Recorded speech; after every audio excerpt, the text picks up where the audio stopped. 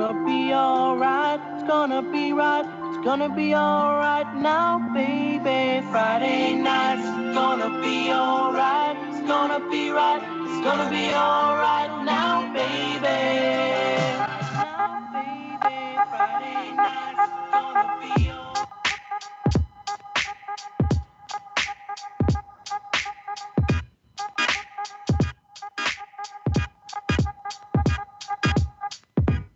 TGIF. Ladies and gentlemen, welcome to the Have No Sphere channel right here on YouTube. You're watching Have No Sphere. My name is Josh Corey. We've got a full lineup, minus one this evening. But I've got lots to talk about, so we're going to jump right into it.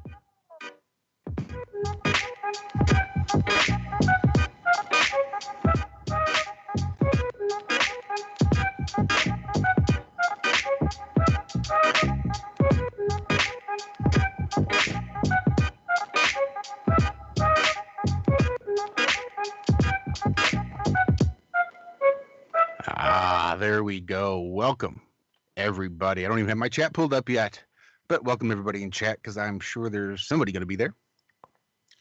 Let's jump in and say hello to the folks we have joining us this evening. We do have one Mr. John Savage. John, how has your week been? I know you've got some exciting news. Okay. Yeah, no, my week's been great. Nothing exciting's been happening really. So You get a new bit of kit that's ready to. I can't believe you give him a link like that. Come on. no one wants to hear my plumbing shit. We don't any week. Never but stopped give you it us before. anyway. Yeah, well, I finally got my thermal store back again from the scabbing gits that built it and didn't put enough insulation on it. Now it has a full 5mm all the way around, so it's a nice little plump fat boy. I'm well happy. I'm 3 weeks behind, and now I can crack on and ruin the house a bit more. So yeah, no, I am excited about that. But in terms of flat Earth, not much exciting's been happening. I've actually been farting about with Twitter ballers for a giggle, really, but nothing's changed. So I'll kick into the side quite quickly. But yeah, looking forward to the show tonight. Bit of banter. Always good for a family show. And of course, we have the Adam Meakin. Adam, how's your week been? Weird, bloody weird. Really busy at work, but I've also had quite a topsy-turvy week in flat Earth, mate. We'll get on to the other stuff, of which I do want to give a slight apology. I misspoke a little bit. I'll get into that, but yeah. So that's been a bit of a pain in the arse because it's meant I've had to sit up and redo my maths because I got some numbers wrong. But the beginning of the week started really well, and I want to give a huge shout out to Dee Van and to Gary Heather. Apparently I'm not allowed to gloat, but I'm gloating, man. They've kindly said they will allow me to enter the next year's convention for free. They'd like me to come along, so I'm really honoured at that. And if I weren't looking forward to it enough already, I am more so now. So yeah, big thanks to them. That was bro. That is awesome. Exciting. Then it got a bit better. So I've been invited to join along with Zach, obviously joining on some of the conversations in FE Core. So some of the meetings that they have where they're discussing, like at the moment, the new laser experiments. So I think that was going to be really useful, keeping us here in the realm up to date, as well as a little engaging for me, because I had a little maths chat with them in the week and no one ran off. Although Gary did. I did notice that. But but yeah, so that I think bodes quite well, mate. Looks quite interesting, and I'm really looking forward to chatting with those guys and gals a bit more. So said hello to a few of them. So looking forward to more chat there. So yeah, then that, and then obviously what I want to talk about later, which is to do with this Miles Davis stuff. And as we've told tonight's show, I think we've all got a little bit of maths for you. Unfortunately, Zach's out of Wi-Fi range, so we can't do his Angular stuff tonight. But are you there, Zach? How's your week been, bro? I mean, it has been an awesome week. Have a visitor with me right now, actually. Came all the way from the coast of California, I believe. 3 hours away to come hang out all day. It's been awesome conversation. I had no idea that we were getting this close to showtime when you guys got a hold of me. Sold quite a few hats this week.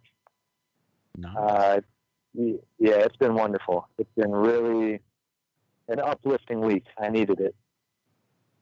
And yeah, I'm ready for the show. I'm excited. Sweet, sweet, sweet. Well, my week's been pretty quiet. Slaving away, making sure I don't starve in the streets like a useless dog. You're going to start playing the blues in it. In my heart. Nope, it's been a good week. Just nice and quiet. Not a whole lot going on. Weather here in Missouri has been the typical roller coaster. It's going to be 50 degrees and thunderstorms tonight, and I had 5 inches of snow not too long ago. So, I mean, you just never can tell. If you don't like the weather, wait 10 minutes. It'll change. It's great if you don't have to leave the house. Yeah, that's one way to do it. Unfortunately, I'm not in that position. That's why I love the winter. It gives me an excuse. It gives me the good excuse not to leave the house, other than walking Muttley. But that's a challenge we face every day. Great fun. You got to get to the best. There's nothing wrong with. There's nothing. What is it they say? There's no such thing as bad weather. It's just wearing inappropriate clothes.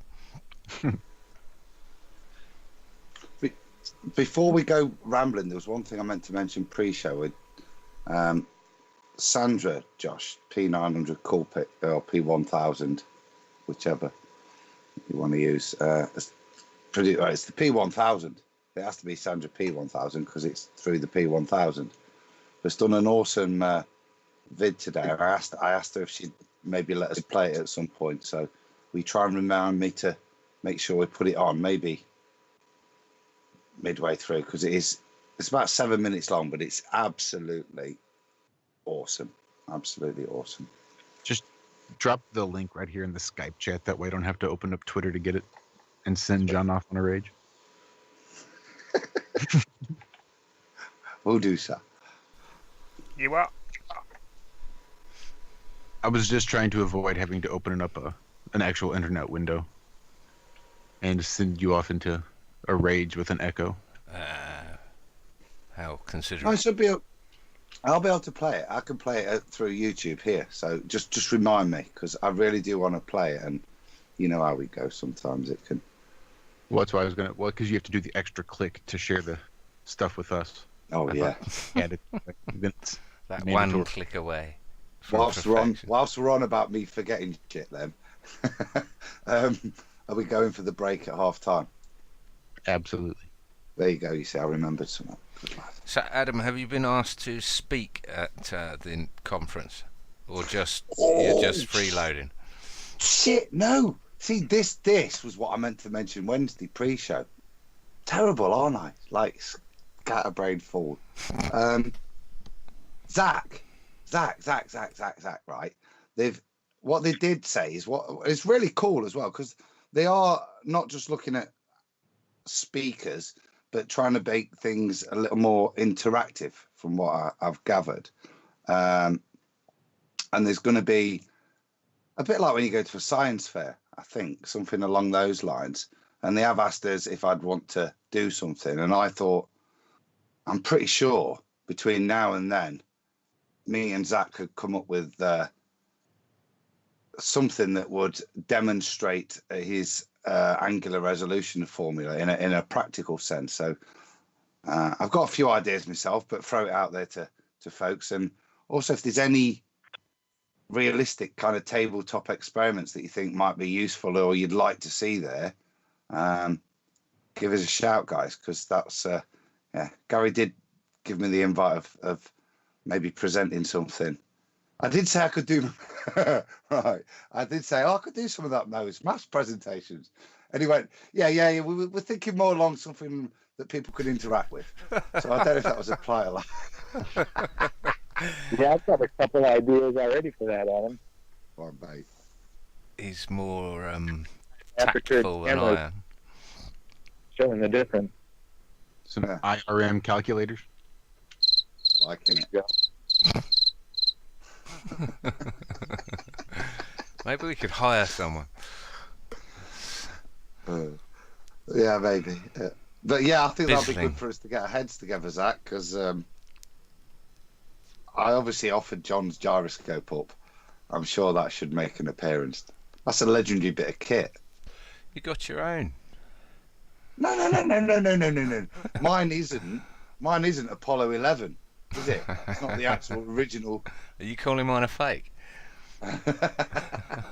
I'm saying it's not been to space. Yeah, I can agree with you there. But yeah, so any ideas I think would be awesome. I don't know. I've not looked at chat, but I think if we've got to come up with something, guys. I think that we can have a little IRM stand. So did you answer the question? Have they asked you to speak or not? No, I think they've denied. Firmly denied. We'll, look, they're going to come on. They're going to come on and chat with us at some point. I think, hopefully, either close to the announcement, before or after. It all depends, I think, on workloads and timings. But maybe we can pursue the point. So, Zach, are you planning on being there as well? Now, this is in Amsterdam. Mm-hmm. I don't know. I mean, I'll have to put. I don't know. We'll see. When is it going to be? Right. Well, timings wise, I'll do that then. I think it's going to be towards the end of September next year, but not much more do I know than that. So, the exact date's no idea. So before the American one. So, yeah, if I could, if everything works out this summer and I get to sell cannabis legally up in Michigan and make lots of money, I'll definitely be there. oh, Zach, you can't drop a line like that, right? You can't, bro. Can you? You can't go drop a line like that and then not explain it, because it's mean to any listener. But me, mate, what a dream job you've been offered. Go, bro. Yeah, I got a buddy who I met out here on the road, fellow nomad, and he just actually headed back to Michigan to get his grow started again for next year. But he wants to learn how to grow outdoors as well. And he needs somebody to actually go to the dispensaries. It's like a farmer's market type dispensary, and sell for him. He hates doing that. And I would love doing that. And then coming back to the house and just working outside in the gardens and stuff like that. Does he hate doing that because every time he does, he gets SWAT teamed by the FBI or something? I No, can't go to nothing jail. like that. He Read the small print. a large group of people. Say again? He's a veteran, and he doesn't like being around large groups of people. Don't blame him. I'm much the same. So I told him to come up there and sell it for you. Sounds brilliant, mate. He was like, yeah, for sure. So hopefully fingers crossed. Yeah, I could make a lot of money working 5, 6 months a year. And he's already pretty well established at growing really, really high quality cannabis. You're I making think me you're gonna- jealous. Sorry, John. No, you go. I was just going to say, I think you'll had one over a lot, mate, because we were chatting, weren't we? I said in the week, I always remember the care and love you gave to your courgette plants and the way you'd unravel their little grabs, shoots that they'd fire off. And I think this is a PG show, mate. I know a little bit, weren't it? At least be 13 show. Getting a bit wet there. I'm moving on because the point I was bleeding making, Savage. Yeah, leave your courgette out of it this time. Yeah. Take a zucchini and stick it somewhere. Mate, I genuinely think that the skills and the assets you have, and not only will you help him, but I think actually when we talk about alchemical stuff and we talk about those plants, they're the sort of plants that should be used for medicinal uses and not smoking, because I know the love they're going to receive. And I think, like I said, for me, they should be reserved for medicinal use, mate, not recreational. Those. Smoke weed. I say bollocks.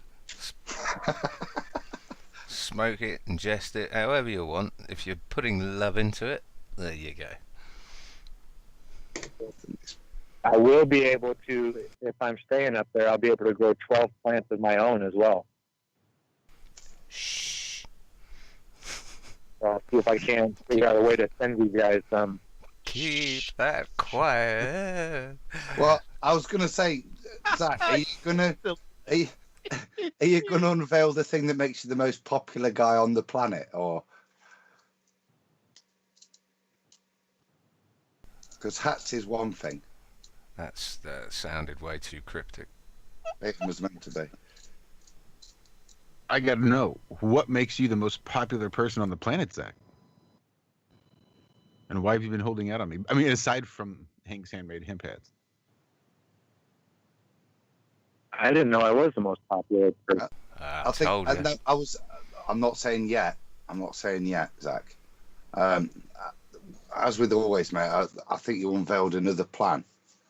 You just announced you're going to get this much. You can't do that with it. And as always, your generous spirit, I thought, had decided that if you can't use it yourself, you'll give it away. And Oh, yeah, absolutely. Yeah, the stuff I grow is not for sale. It's for whoever needs it. It's just, Me, you know, if I'm already making money, yeah, I don't need to make off that stuff. I'm good. So yeah, it'll definitely be donated for sure, 100%. I've just had a message in Skype from. Thank you. I was just getting to it. So did I. I got the same one. I'll leave it with you, Josh. I'm assuming I did. You haven't even finished your sentence, but I just got one in Skype, and I'm assuming it's probably the same one you did. So, Zach, if you're ever headed further west to Cali, stopping traffic in my Rasta hat has been growing professionally for 8 seasons, it says. So you should definitely hit him up. I think you could probably gain some great knowledge there. I've gained some great knowledge from him just in our quick interactions on Discord in regards to CBD isolates and all sorts of cool stuff. I'm pretty sure Zach would impart some experience and knowledge as well. Could be a good partnership. Very symbiotic relationship, I'm sure. Absolutely. So, Yeah, go on, sorry, Zach. pretty much down for anything right now.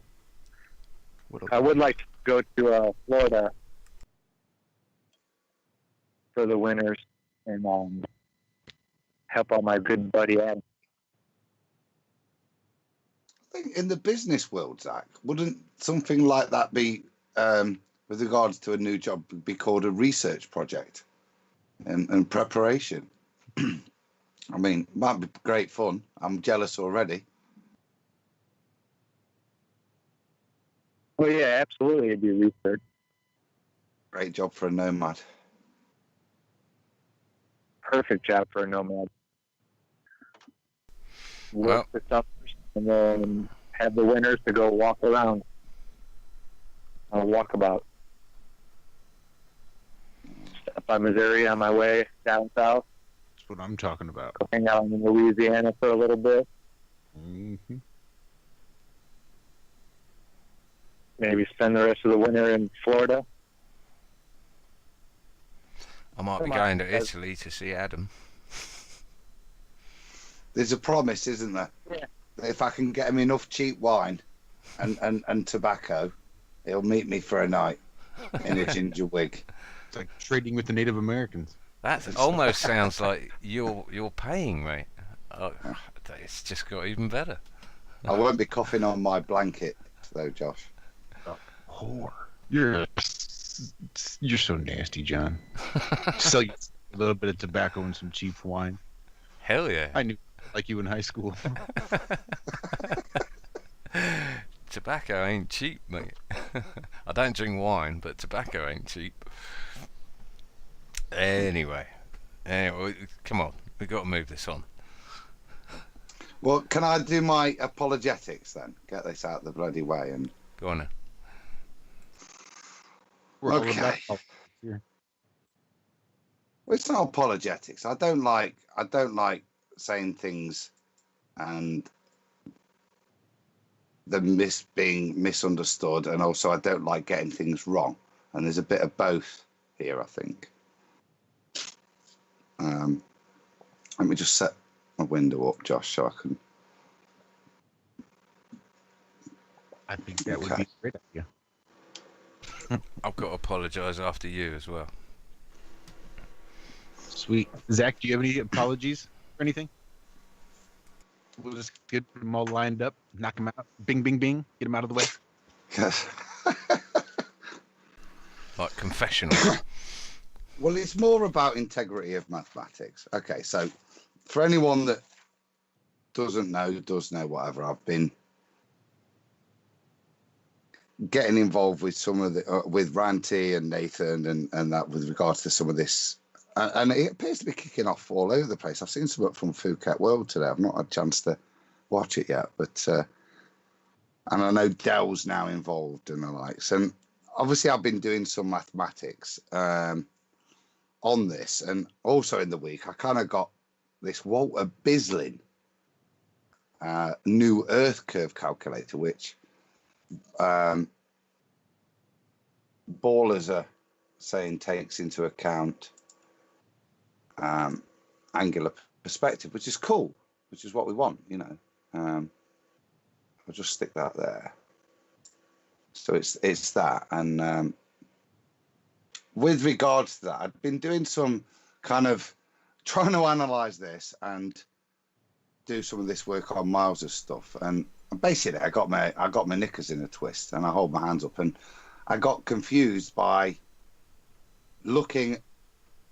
And before I do this, the basic premise of what I was saying still holds true, and if people don't nod off too much, I want to get onto that in a bit. But It's tiny on the screen, mate. yeah, it doesn't need to be. It's not really showing. Just go to if you type in Walter Bislin's Advanced Earth Curve Calculator, it'll come up, and it looks a really. I've got a lot of. The trouble with all these is they don't tell you how they work. Okay, so when you're trying to understand, if you don't understand programming, you just kind of got to guess stuff. So I've been anyway. Excuses. So basically, I've got this thing here confused with this, and obviously whenever the Earth curve calculator takes an angle, it does, as I stated, do it as best as it can as it tilts it all the way down to the horizon, given the angle. So if you vary the height, the more it tilts down. And that does have an effect on what you're seeing. And what I was doing within some of the other maths that I was doing, I was looking at this analysis, and I ended up saying, because of down here, note that theta is the same angle as the tilt of the target object. I kind of got myself confused, and to be honest, I had it on no refraction there. And if I'd have had it on frickin' angles, I'd have seen what he was on about, which is this tilt here, which is obvious and a basic statement as derived from this, which is the same as my formula, John, just simplified. So basically, I'd done that, and I'd done some subsequent maths on Miles's picture on that. But I think I'd kind of,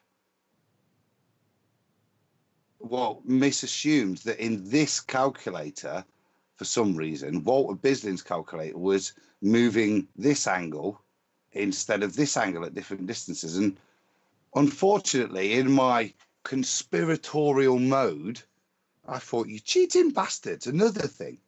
And I did kind of react to that a little bit and give that premise. And I apologize for that. It was wrong. That's the end of that. However, with regards to the Miles Delia Davis stuff, the point still stands. And this is something I'd like a little bit of advice on. And I'll just get rid of this. And I'll put my screen on, just bear with me. Is Nathan around so we can get a translation? He is, actually. Well, he's in chat. I think You're saying this and that, and I'm looking at this tiny little thumbnail on the screen. I think before I'm just changing it now, so just bear with me to do that. And I think I've misled Nathan a little bit, and like I said, I've misspoken from my misunderstanding of it, and I hold my hands up there. Like I say, it's a minor point, and from what I can see, as with any kind of analysis, it's yielded greater understanding. And I was chatting with Ranty the other night, trying to get this point over. And like I said, the main point I was trying to make with regards to the analysis of Miles Davis's stuff was that it's, and this relates to what Del was saying with regards to the center of the picture, and it relates to Sandra's stuff. Actually, we should show this afterwards with regards to the center of the frame.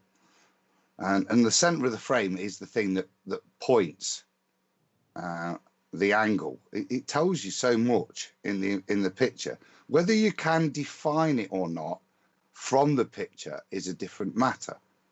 But in the case of Miles's picture, he is the one making the presupposition and statement that the angle is defined, because he's saying he's lined it up with the top of the bridge 46 kilometers away. So both the observer and the top of the bridge are at 46. So the center of the frame should be at the top of the bridge.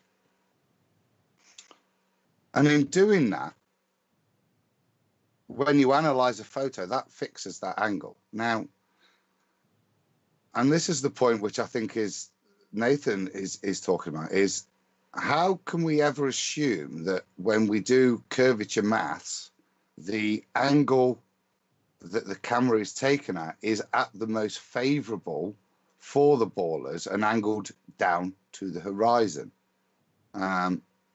particularly considering observer height requires you to tilt it down. And I don't think we're seeing, with regards to Sandra's work, any significant tilting down. And I think that's work that we could demonstrate and prove. But to kind of summarize, and I will be brief with regards to the maths, because I've only got it on scratty bits of paper. I kind of reapplied the maths, and what I've basically taken is that the center of the frame is exactly as Miles would describe it, as a long rod from A to B. And what I've done is align the center of the frame between the observer and the top of the bridge, and then mathematically taken that center of frame out and then plotted on here the different peaks at the 90, 100, etc., etc.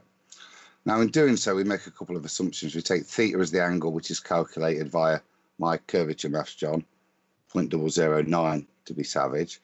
And that gives us theta. And from that, we've got a isosceles triangle, so we can calculate those and therefore calculate the angle of dip in the photograph, which turns out to be 89.72.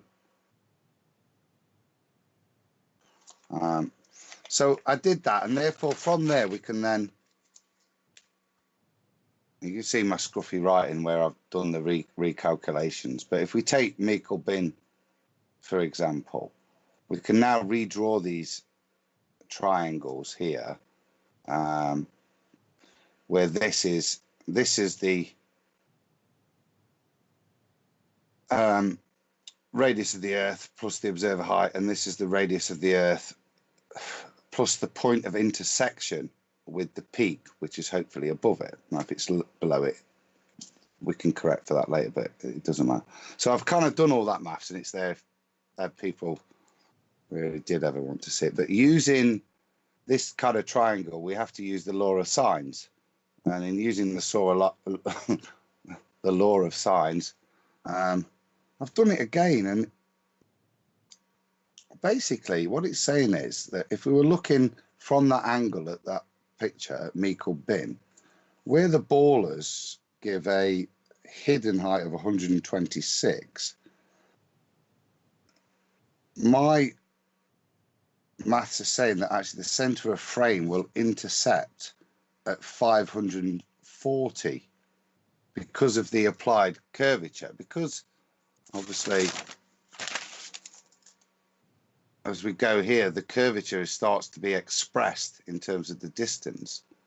So the drop is applied to it. It actually intersects with Michael Bin at 540 meters, the center of frame.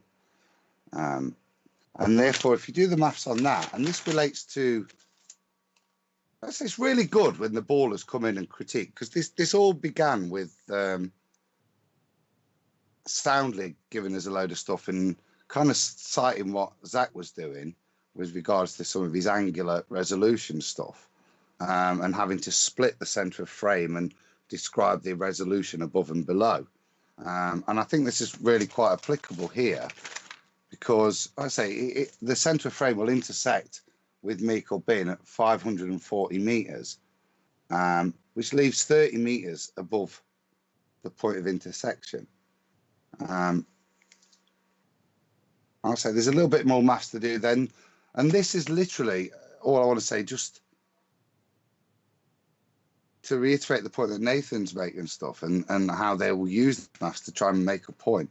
This is literally placing these peaks geographically on a ball. You know, I am doing so many suppositional work here on their behalf to do this, but that's what's required to place it on a ball. And I'm doing my best, to be honest. You know, I'll hold my hands up when I'm wrong, and I'll appreciate any feedback. And on that, we've had Rue here, who I assume wants to probably address the points that I started with. Do you know what I mean? So I'll take any feedback. I'd appreciate that. But like I said, if that's the case, there really is. It really is applying the curvature, because according to Miles, this is the angle the photo is taken at. I don't think it is, because if you listen to Dell and the likes, but if you take Earl's Seat, what do we get there? We get a huge intersection. This one actually starts to cut down because it's so far below, -649, which is, and I'll finish here, it's kind of the point that when I first did the curvature maths, when me and Nathan were chatting and I did the presentation on his show, he agreed with me. Most photos are taken at a 90 degree from the camera. Very rare do you angle it down. And most all transit is taken at that point. And with that in mind, it really does affect the maths quite significantly. And I think that really does need to be taken into account and really does place into perspective. Maths is bollocks, yeah? And unless it really accurately represents the reality you're trying to describe with it, then it's a lie, it's a falsehood. And at best, it can give you a good idea, but it's never going to tell you the truth. And with a lot of this stuff, we've been used to listening to the ballers state these curvature calculations,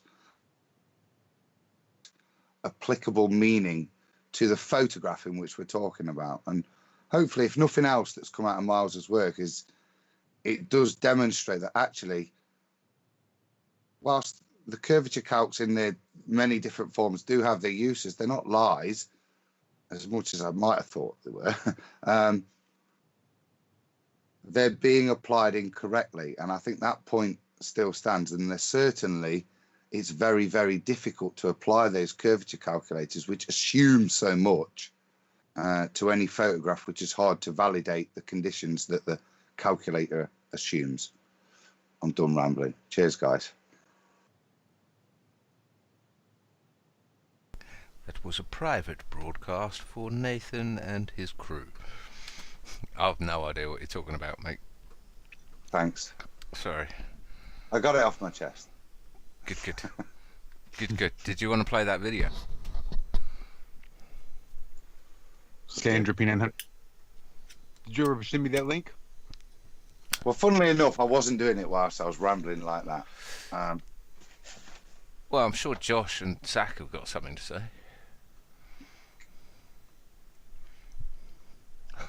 It takes a big man to admit when he's wrong.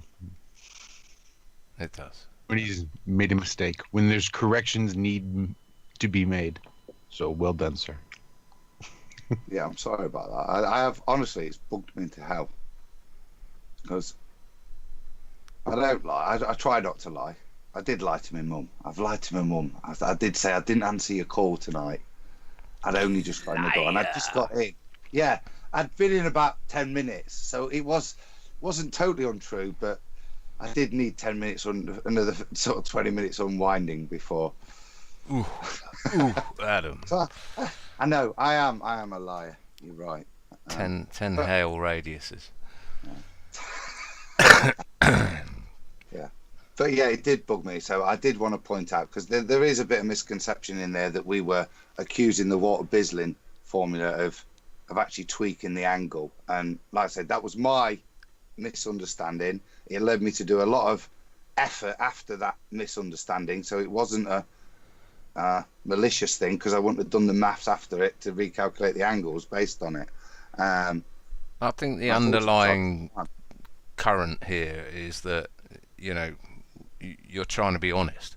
You don't want to put misleading or misinformation out there and people to go running with it, and this is where my apology comes up in a bit, for exactly the same reasons, and it was maths based as well, ironically, but it was for the same reasons, that I don't want to put misinformation out there, so it needs correcting. But yeah, game on. That's exactly it, John. It as minor as it is, and like I said, it didn't reflect directly on the point I was making in regards to Miles's photo. It was just an assumption I made whilst co-analysing the Water-Bislin formula that I apologise. It was wrong, but like I said.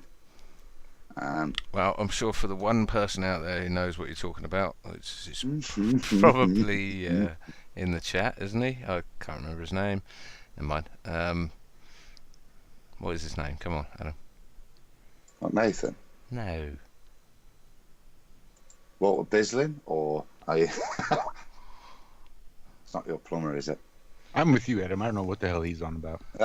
You were talking to him earlier in chat. Yeah. Why are you so cryptic, Savage? I don't know the guy's name. There aren't too many people involved in this tale. We've gone through Nathan. Ranty? Ranty? Not Ranty, no. I said the baller. He's Ruhif. There you go. That's why I can remember his name, because it's not a bloody name, is it? Is it? Doesn't sound real. You wouldn't name your child that, would you, really? Well, I don't know. Maybe, in Germany or something, Ruhif is the 5th most popular name given. I don't know. Sounds like a new date rape drug, mate, let's be honest. The Rumpus doesn't sound like a popular name, but I can remember that one. Ruhif. What the hell does that mean? Ruhif, tell us what it means, mate. Anyway, you got this video. I've sent it to Josh. He's pulled it up, so give me a second just to tweak the windows. That's all right. Just filling. Phil Savage, Phil. Well, it would have been good to bring up so-and-so's picture to have a look at. John, you were talking about misinformation. And Walter and I had a story this morning over on Truth Frequency Radio on the Ironworks every Tuesday and Friday from 4 a.m. to 6 a.m. Central. Nice, Phil. Go. But dictionary.com, their word of the year is misinformation. I saw that. Yeah. Why? As opposed to disinformation, misinformation was unknowingly spreading these type of things, as opposed to disinformation is where you're, I guess, knowingly doing it. So disinfo is when you know you're bullshitting. Misinfo is when you're bullshitting because you're mistaken. Correct. So misinformed. Yeah, that makes sense. Yeah, misinfo is what we strive for, whereas disinfo is what seems to come out of the ball. Well, here's what I thought was funny. On the story, it's at HollywoodReporter.com. Go figure. Let's see, where was it? Here we go. The 2018 pick is intended to serve as a call to action to be vigilant in the battle against fake news, flat earthers, and anti-vaxxers, among others. See, that's how I saw it, Josh, right?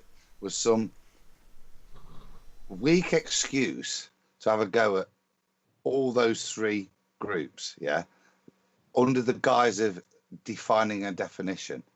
And tying them all together as well. Yeah, exactly. It seems so contrived, the whole story. Do you know what I mean? Well, I mean, we'll carry on with it, but and explain it, because the whole thing just stinks of the reason for doing all of this was to put this news article there to link, as you say, John, link these things together and point out how evil and twisted the people who think these things must be. Well, it says misinformation as opposed to disinformation was chosen on Monday as Dictionary.com's word of the year on the tattered coattails of toxic, picked earlier this month for the same honor by Oxford dictionaries in these tumultuous times. Jane Sullivan is a linguist in residence at Dictionary and said in a recent interview that her site's choice of miss over dis was deliberate, intended to serve as a call to action to be vigilant in the battle against fake news, flat earthers, and anti-vaxxers, among other conduits. Well, hold on a minute. I mean, when you read something like so-and-so organisation has labelled misinformation, has announced misinformation is the most used, or what did they say? Most popular or something? The word of the year. The word of the year. So I would have thought that there was some sort of logarithm running in the background, where you would search the internet as a whole on its metadata and use and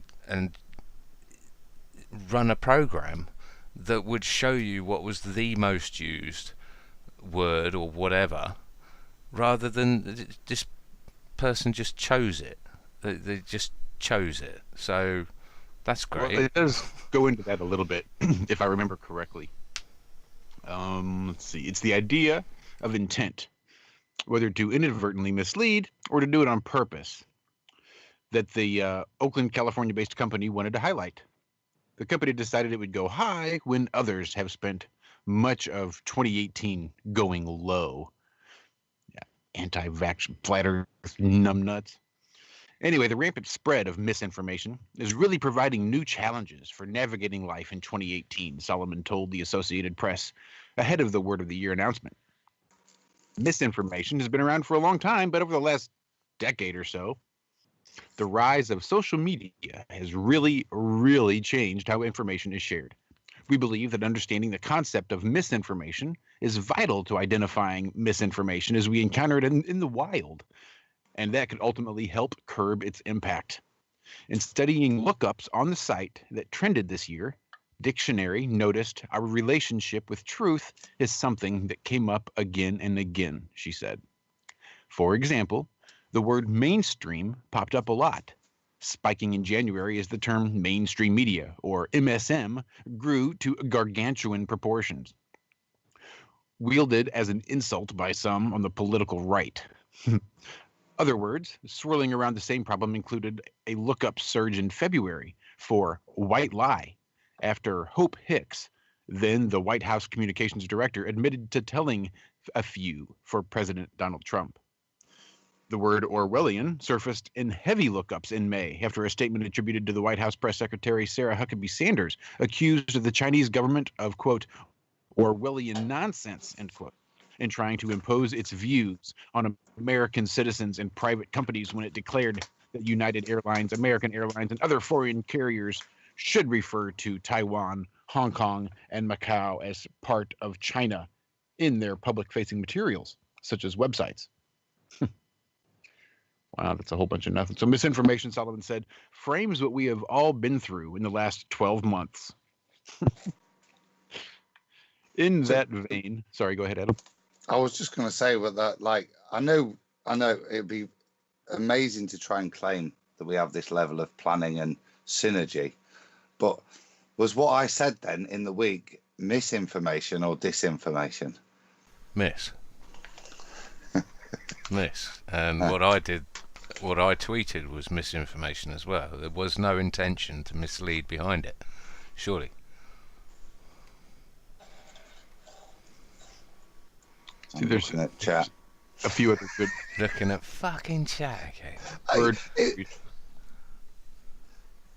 What were you going to say, Adam? Surely that's a reasonable time to look at chat as to whether it's misinformation or disinformation, or just a complete psyop. What I did right here, obviously, it must be misinformation, because the rise of misinformation, Solomon said, stretches well beyond U.S. borders, and Facebook's role in disseminating fake news and propaganda in the Cambridge Analytica scandal, the use of Facebook and other social media to incite violence and conflict, was documented around the globe in 2018, she said. Hate speech and rumors posted to Facebook facilitated violence against the Rohingya Muslims in Myanmar. Riots started in Sri Lanka after false news set up the country's Buddhist majority against the Muslims, and false rumors about child kidnappers on WhatsApp led to mob violence in India, Solomon said. Is disinformation or misinformation at play in terms of the year's most prominent conspiracy theories? Solomon noted proliferation on social media over students in the Parkland school shooting being crisis actors instead of victims of violence, and over a group of migrants from Honduras who were making their way north being funded by rich liberals. Hold up, Josh. Are you telling me that Honduran migrants haven't made it and Indian children have died because I got my numbers wrong midweek? Nope, that's not what I'm saying. I am saying there are 100 immigrants at the border. Yes, that is true. Not quite sure how they got there so fast, and maybe they weren't funded by, quote, rich liberals, but they sure made good time. Pretty well organized. But elsewhere in the culture, countless podcasts and videos have spread the absurd notion of a global cover-up that the Earth is flat rather than round. The idea of misinfodemics, that's pretty good. Misinfodemics has surfaced in the last several years to identify the anti-vaccination movement and other beliefs that lead to real-world health crises, Solomon said. Misinfo. Say again. Misinfodemics, like academics plus misinfo, had a little bastard baby. Misinfodemics. Misinfodemics, yeah. That's a shit word, I gotta tell you, but there it is. I quite like that. There's a lot of them about. Sounds like shorthand for the Federal Bureau of Investigations or something, or the CIA, isn't it? That sounds quite a... Have you ever heard of Poe's Law? I'm just reading down here. This is something I'd never heard of. Yeah. Solomon pointed to Poe's Law in slicing and dicing misinfo and disinfo. The term, dating to 2005, has become an internet shorthand to sum up how easy it is to spread satire as truth online when an author's intent isn't clearly indicated.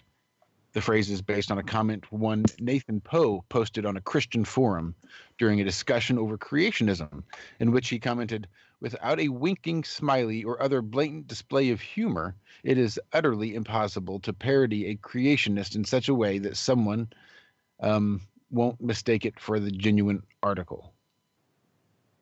I don't know what the fuck that means. Sorry. It's really impossible to parody. It's pseudo-intellectuals accuse you of being a Poe.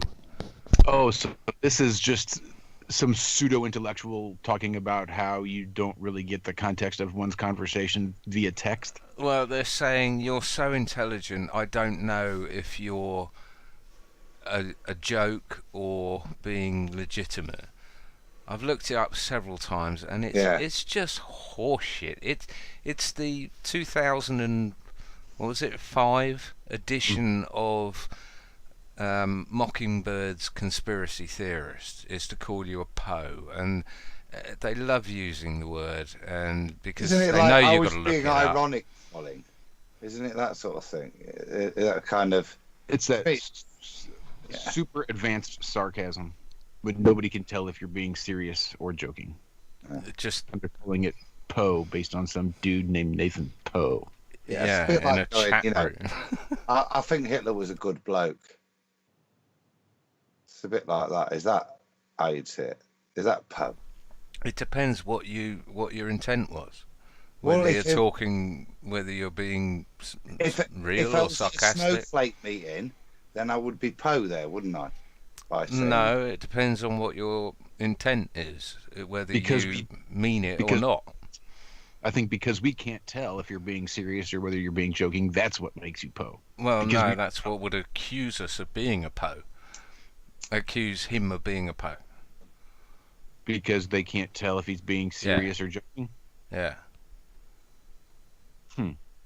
But as to whether you are a Poe or not, it depends on your intent or what you meant when you said it, whether you actually meant he was a good bloke or not.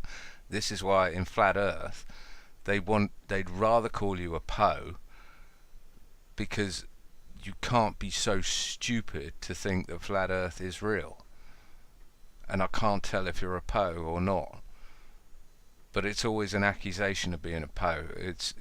But whether you are a Poe or not is up to you as to what your intention was, whether you're actually a legitimate flat earther, which of course most of us are, and therefore we're not a Poe. That's how I see it anyway. Right, that smells like social programming, so that you if you listen to somebody who you unfortunately with your social program consider of authority, when you listen to something that challenges your dissonance, you're able to box that dissonance away under the Poe thing. He's being ironic, but I can't tell so much because unfortunately he's presenting me with valid apparent scientific data which disproves the bull. But he's obviously being a Poe because he's so intelligent.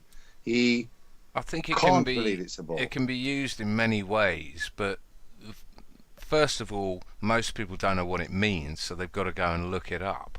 Secondly, even after they've looked it up, they don't know what it means. And then thirdly, those who've looked it up still don't know what it means, try to use it to be intellectual because they know other people have to look it up. They're not going to know what it means, and then they're going to have to use it to try and look intellectual. It's like Einstein's relativity. Was I right or wrong? It's like E equals MC squared and this sort of thing, and people using it, and don't you even understand the second law of thermodynamics and all this sort of crap. When in reality most of the people that are repeating that crap don't understand it at all. Does that make sense? So it's like conspiracy theories. You can just say it, and there's almost sort of no retort because most people don't even know what a PO is. It's just nonsense. I'm gonna try and work it into conversation next week, John. I didn't know what a PO was till this evening. But Don't do it. Don't feed their bullshit nomenclature. Say it how it is. Don't call me a PO or suspect I'm a PO. Just say, are you for fucking real? Are you talking? Do you believe what you're saying? You're thick and you can't comprehend it, so I must be a PO. That's what I'm gathering. Because Yeah. they don't understand it. If it's a joke they don't get, if it's sarcasm they don't understand, if it's a subject that they just can't quite get, then it's not their fault, it's your fault because you're a PO. Exactly. It's not their shortcomings. It's spinning the table onto you because they're so ignorant they're not quite sure what the hell you're even saying. Gotcha. It's a classic one, yeah, but I wouldn't condone using the word, if it is even a word. I'm not confident enough to use it yet. Edgar Allan would say it probably is. Well, I'll tell you, if you've read... It's not the only context, Josh. If you've read 5 definitions of it on Now, or whatever, or 3, see if you're any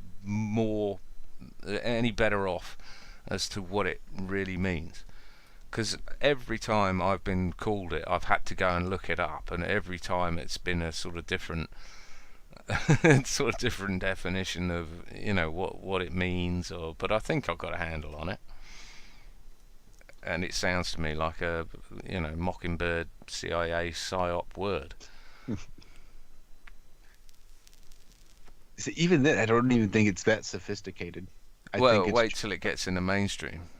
Wait till someone, say at the Guardian or whatever, uses the word in the mainstream, and every other muppet has to go and look it up and pretend they know what it means, and then drop it into conversations like E equals MC squared and thermodynamic laws and stuff, as though they know what they're talking about. And in reality, they don't. It's just nonsense. So what you're saying is, if you have a small child in school learning about the heliocentric model, then there might be an occasion which you could use the term PO, maybe to a teacher. I guess it's all about context. Well, they're probably more likely to use the word PO to the student.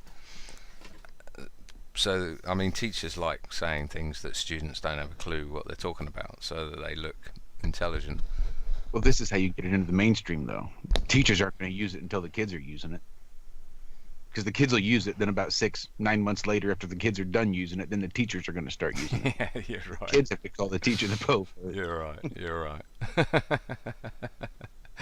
Yeah, the kids will be calling you, and you'll be like, can you define what a PO is? I don't know if you're joking. I'm too stupid to know. What are you talking about? Water finds its level. Let me get this straight. You said 93 million miles away? Really? Really? Are you sure about that? You're a PO. You're just POing me. That'd be hilarious. I see now they've actually got flat earth clubs at schools, like lunchtime clubs. Have you seen that? Or No, did I I was get about to that say, from you? What? Yeah, I've Whoops. seen reports of schools that the kids are. I remember when I was a kid, a long time ago, and we wanted to start a club, a break dancing club, which will show my age. And I remember that they immediately sort of said no, and we were like, well, we have the right to have our own club, and everyone sort of gathered together, and we made this big case about why we should be allowed to have a breakdancing club, whether they liked it or not. And we got it, and we got our breakdancing club. And anyway, Serious question, John. Right, serious. Yeah. How big was the bit of lino that you had? we didn't have lino. They wouldn't give us No, any. you're not in no breakdancing club. Don't give me. We had a bit of lino just when we were doing breakdancing. They wouldn't give us any. It had to be Can't on do a wooden headspin floor. without a bit of lino, mate. That's Tell my nonsense. head that. Tell my head that. After say the it. amount of splinters I took out of my head from doing it on the wooden floor in the assembly room. Yeah, they wouldn't give us the lino. But anyway, I'm hearing that kids are doing the same, and they're starting flat earth clubs, lunchtime clubs, to discuss flat earth and inviting ballers along and all this sort of thing, because they're not allowed to discuss it in the classroom. They're literally being censored, silenced. It's not. It's just being laughed at. So yeah, I thought that was quite awesome. Hopefully, it'll be more successful than my breakdancing club. What I could wish you there was a do, way to get a John? hold of these clubs. Aside from a head spin, what could you do? That's what I'm saying. Could you do the snake with your hands? I could do the head spin, mate. Really badly. I was crap. Flares? I couldn't do that. That just looked like I was having a mild seizure when I tried that. The most I had was a big ghetto blaster that I'd carry around on my shoulder like a wanker. The only one I could do was a swallow dive, mate. Oh yeah, anyone could do that. And Oh yeah, only on the flat Earth, mate. You got to compensate. That Earth's curving. Actually, that I reckon that probably is. There's a picture on screen now. That's probably about more like me finishing my swallow dive. I might have fond memories, but that's probably closer. yeah, that's like my head spin through the through the assembly wooden floor. Shall we Anyway, play something? I'm going to Can we just play it? no play what? What are you on about? The video. Oh, go on then. Yeah. What are you waiting for? You. I'm muting Josh.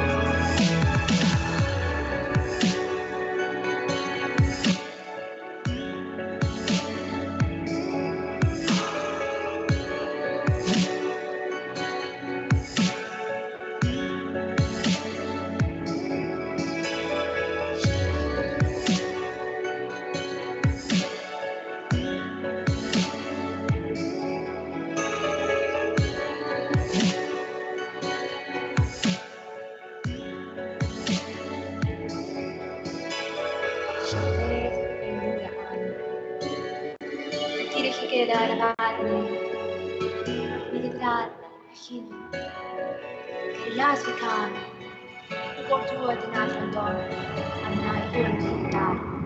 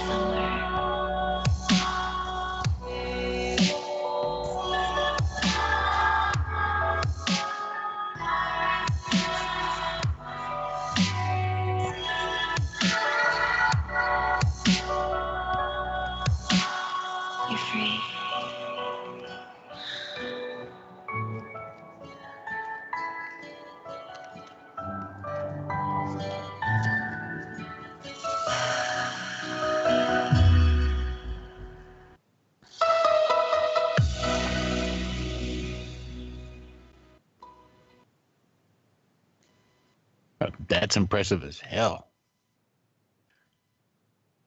Well done, Sandra. That was bloody awesome, wasn't it? I'm so glad you let that play through, mate. I watched it earlier and just look at it, man. Show me the curve. It's thoroughly outstanding. That, Sandra, thank you so much for doing that. Do you know what I mean? And not. So I mean, it takes a long way to get to do that. There's a lot of skill involved. cost and effort and time. And thanks, Sandra, for all you do. It's inspirational to see that. I don't know about you guys. Like, Yeah, no, I think that's awesome. And they've got the perfect setup up there as well with the Isle of Man and everything else. I wonder how long it'll be before they spot Ireland. the P1000 gives it a chance, doesn't it? Well, it was done, wasn't it, back in the day with a parabolic mirror reflecting the sun in Wales, was picked up after 5 weeks of trying, was picked up in Ireland. I think it was Wicklow. No, I've not heard that. No, I think Say it it's again. in Say it again, Rowbottom's. Sam. I think it's in Rowbottom's book. They did it with parabolic mirrors reflecting the sun on a high spot in Wales and a high spot in Ireland, and yeah, inclement weather and all the rest of it. 5 weeks later, they managed to get a reliable sighting of each other, and that was something like, I'm not even going to guess the mileage. 110. I just guessed. There's it's mentioned in a book, one of the books I've got, which is probably the same books as most flat earthers have got. Synthetic Cosmology, or Earth Not a Globe, or Terra Firma. Not entirely sure, but it doesn't ring a bell with anyone. It's even got a diagram. It might have even been Dubé's 200 proofs. You better fish that one out, mate. That's worth a little sniff to that, isn't it? That's All right, I'll that. find it if I can later. So, shall I share my screen and get my apology out of the way before I'm incoherent? Are you next on the naughty list? Oh shit! What have I done? Let's have your screen. Let's have Hold your. on. I've just started recording something, for crying out loud.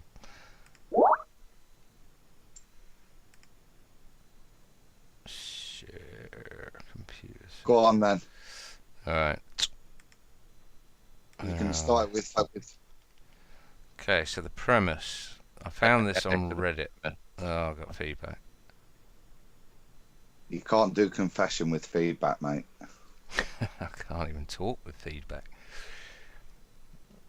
So the premise is, for the heliocentric model, the further you fly above the radius of the circle, the further you have to travel. I think we can all agree with that. Yep. To get to the same position. Airlines do everything in their power to decrease flight times, not make them longer. I think we can agree with that. No matter how high you are, the horizontal distance an airplane has to travel is exactly the same regardless of height on the current Earth we live on, which can only make sense on a flat model. And personally, I agree with that. I haven't tested it, but I agree with that, and I would love to see it tested. But anyway, this got me. It's this that got me thinking.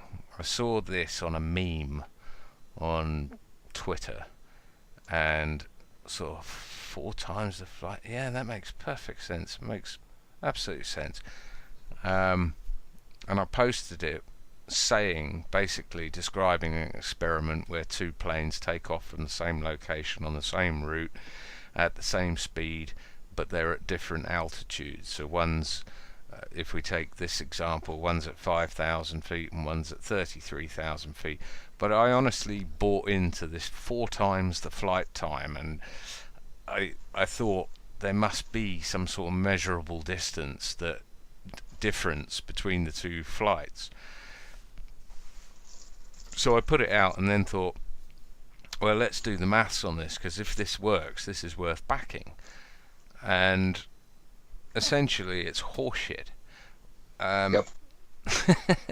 Well, if you take into account the 5,000 and 33,000 foot depiction here, obviously this isn't to scale, but if you took those figures out, and this was, say, a satellite, and this was, say, an aeroplane, then it might actually be 4 times the flight time, or 4 times the distance, or whatever. But I think what they're taking in is this, and then they're just sort of roughly going, well, that's 1, that's 2, that's 3, that's 4 times the flight.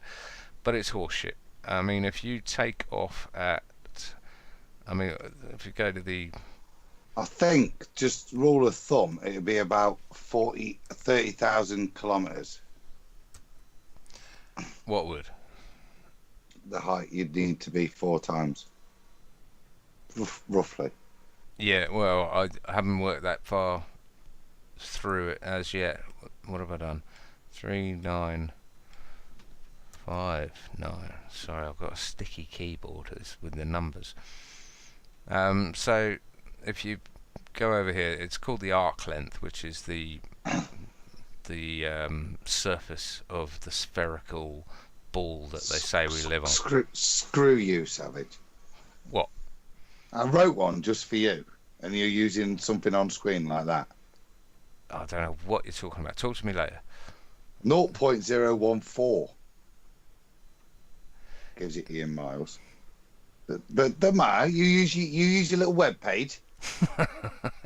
What are you saying? You've designed a calculator that I can just plug these numbers in and it will spit out what I'm looking at? If you have to arc length, yeah, it's the same as what I do. You can just put it in. You just use the last. Where would this website be? Well, I haven't got a website. Oh dear! What a fucking mistake! I did do a presentation with the whole slide with Imperial from Mr. Savage. Bloody nice. It was probably the size of a thumbnail and only shared to the few that you share it to. Anyway, moving on. No, I'm not. This is what I've been asking for, Meekin. Yeah.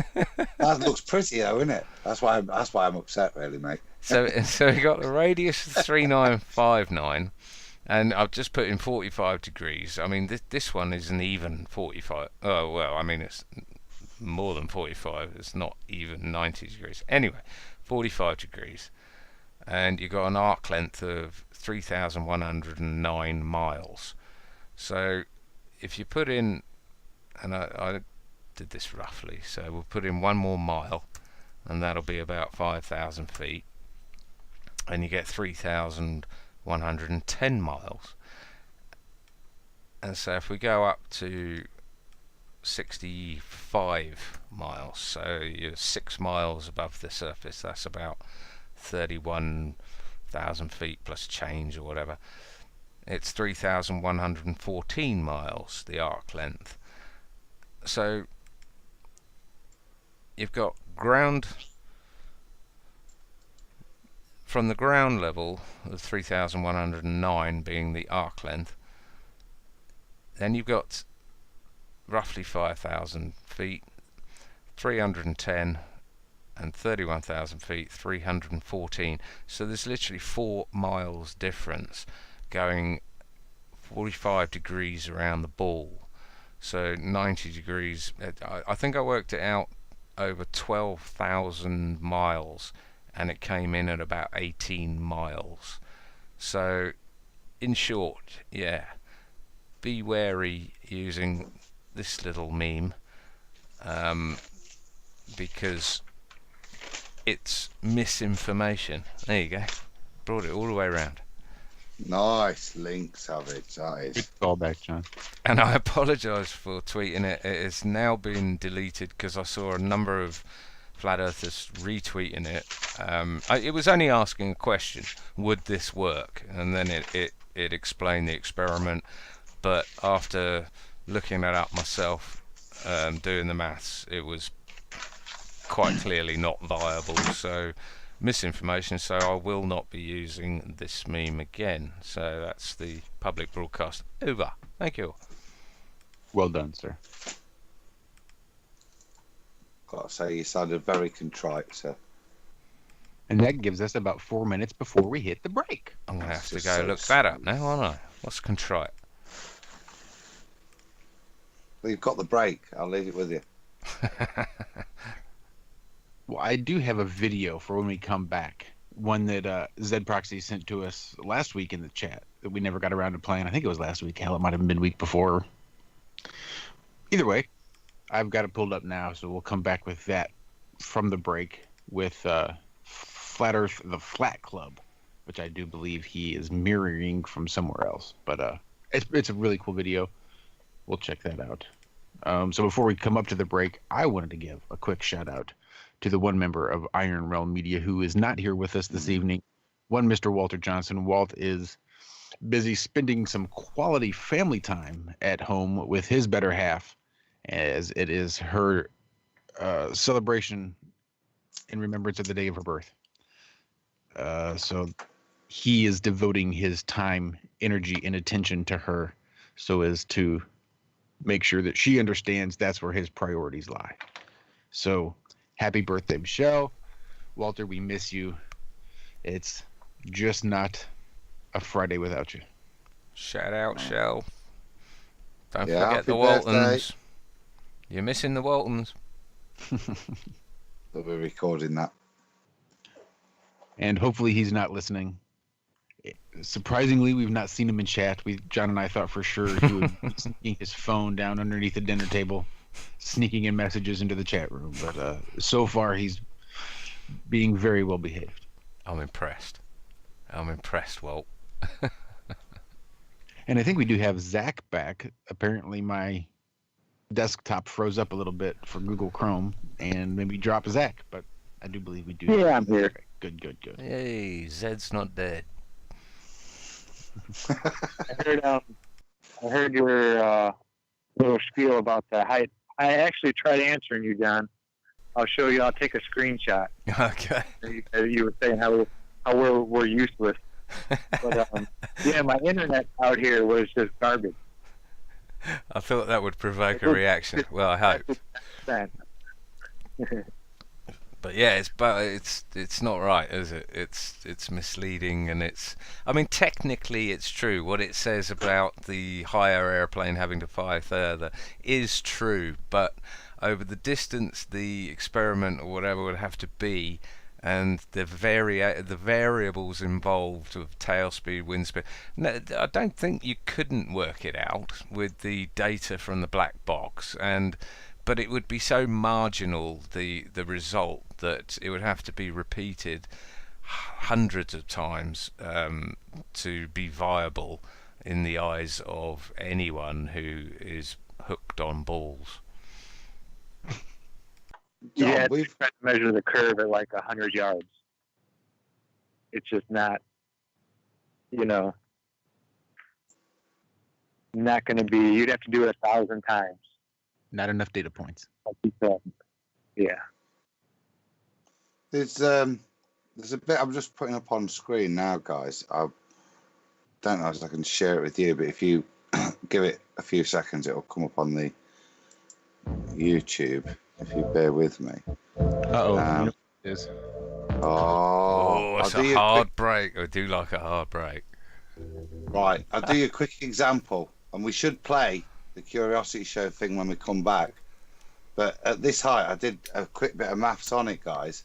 And even if you travelled 45 degrees, which is what, a quarter, so 5,000 miles, 5,000 kilometres roughly, the difference between flying at 5,000 feet and 33,000 feet is 6.7 kilometres. Boring, I know, but sadly, it's not that much. and Josh, actually, have we got the chance to? I've posted the video there to maybe play the. Tie a string around the world. Yeah, because there are a couple of people, one or two, that would maybe appreciate this mathematics, and it wasn't me that introduced. That found this website. It was John. It's absolutely brilliant. He's got a real it is. I don't know. Is it 80s, John? It's like from when we were kids, or is it in parody? I don't know, but No. I think it's 80s. Really, my wife recognised them. So yeah, I think it's the 80s. She actually knows it. Yeah. Yeah. Where's Rob when you need him? I think he's in Australia. That's exactly where he is. Son of a gun. He's actually some people, right, actually think he's antipode to me right now. Anti-Poe. Yeah, he's not. He's just really far over there. But anyway, You missed that. still miss him wherever, He's over there, I know. We miss you, Rob. Get your butt on here. I'm just working it out for 180 degrees. So the most you can go around a ball. 20,000 kilometers. So yeah, 20,000 times 3.14. I mean, and then the differential in it. Well, are we going to break or what? I'm We're ready. going to play. Don't wait for us. We're waiting for the How red. are we going to play it after the break? I thought we were playing it after the break. I thought we were breaking it an hour and a half. I feel that sounds good to me. String around the world. I'm Perfect. lost. I'm going to mute. I got gravity pulled up, ready to go. I'm ready to go with a bit of gravity, mate. 16-mile difference. There you go. That's crazy, isn't it? Mm.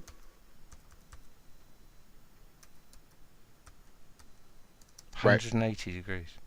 Don't wait for me. Well, it'd be for me to Thinking, if interrupt you while you're talking, John. You just keep right going. I don't want to interrupt. I'm waiting for the music. You shouldn't be texting me late at night for maths help if you can do that one that quickly, Savage, by the way. I got a really good calculator that I Get found out of here. online. Someone really useful put it up there, and it's quite helpful. Weren't me. 16 miles. I'll get us some gravity, Josh. I've got the gravity coming. This has been the first half of Have No Sphere. Stick around. We'll be right back in a couple of minutes. We're going to reset the stream, and we will be right back. It shan't be too long. Thanks for joining us, and we will be right back.